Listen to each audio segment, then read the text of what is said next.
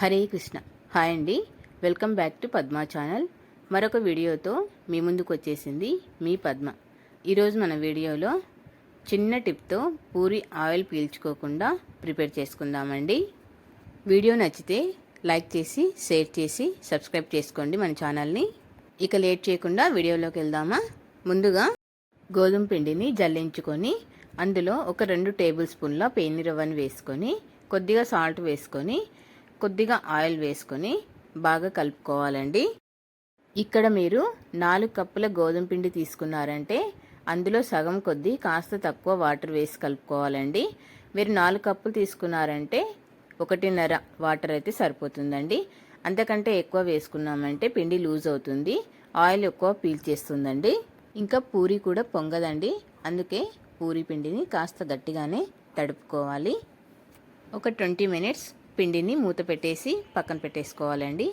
పూరి చేసుకునేటప్పుడు మళ్ళీ ఒకసారి బాగా కలుపుకొని చిన్న చిన్న బాల్స్లా చేసుకొని పూరిని తిక్కుకోవాలండి. పూరిని మరీ పల్చగా తిక్కకూడదు, కాస్త మందంగా తిక్కుకుంటే బాగా పొంగుతాయండి. కాల్చుకునేటప్పుడు మనం ఆయిల్లో కాస్త ఉప్పు వేసుకున్నా కూడా పూరి ఎక్కువ ఆయిల్ పీల్చదండి. చూసారా, మనకు కావాల్సిన పూరి చక్కగా రెడీ అయిపోయిందండి. ఇప్పుడు క్యాప్సికమ్ ఆలు ఫ్రై ప్రిపేర్ చేసుకుందామండి.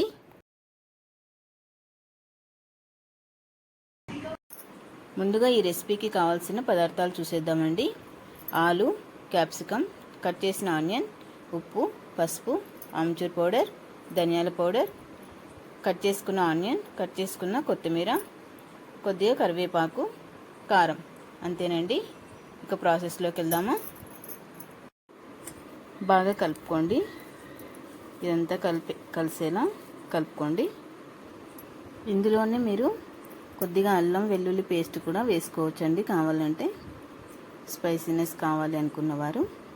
ఇలా బాగా మెత్తగా అంతా కలిపేలా కలుపుకొని పెట్టుకొని ఇప్పుడు క్యాప్సికమ్ కట్ చేసుకుందామండి.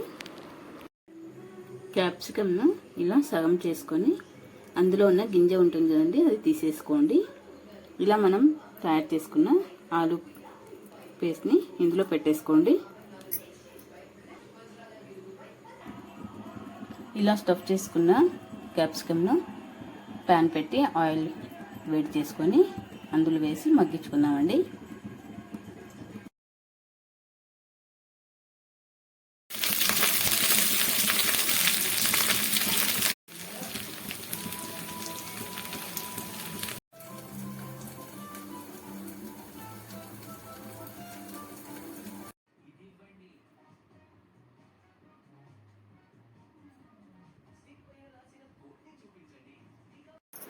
ముందుగా ఈ రెసిపీకి కావాల్సిన పదార్థాలు చూసేద్దామండి.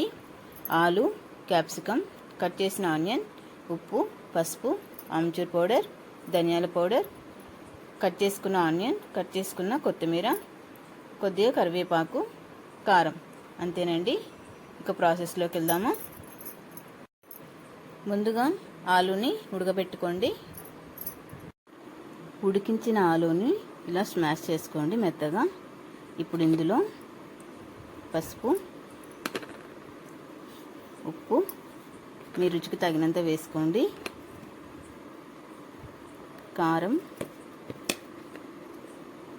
ఆమ్చూర్ పౌడర్, ధనియా పౌడర్, కొద్దిగా కరివేపాకు, కొద్దిగా కొత్తిమీర, సన్నగా చాప్ చేసుకున్న ఆనియన్స్ అన్నీ వేసి బాగా కలుపుకోండి. ఇదంతా కలిసేలా కలుపుకోండి.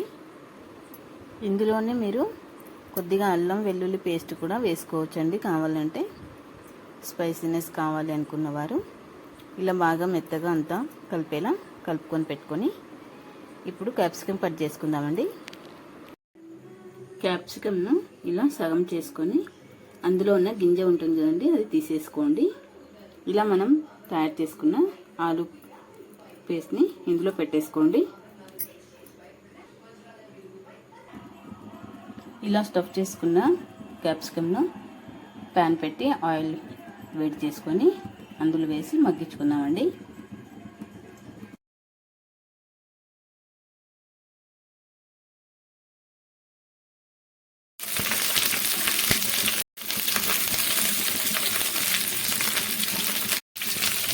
ఇలా మూత పెట్టి మీడియం ఫ్లేమ్ పెట్టి ఉడికించుకోండి. ఇలా ఒక సైడు మగ్గాక నెక్స్ట్ ఇలా తిప్పుకోవాలండి. రెండవ వైపు కూడా బాగా మగ్గించుకొని గ్యాస్ ఆఫ్ చేసి కొత్తిమీరతో గార్నిష్ చేసుకుంటే మనకు కావాల్సిన క్యాప్సికమ్ ఆలూ ఫ్రై చక్కగా రెడీ అయిపోయిందండి. Thanks for watching. Please like, share, subscribe my channel.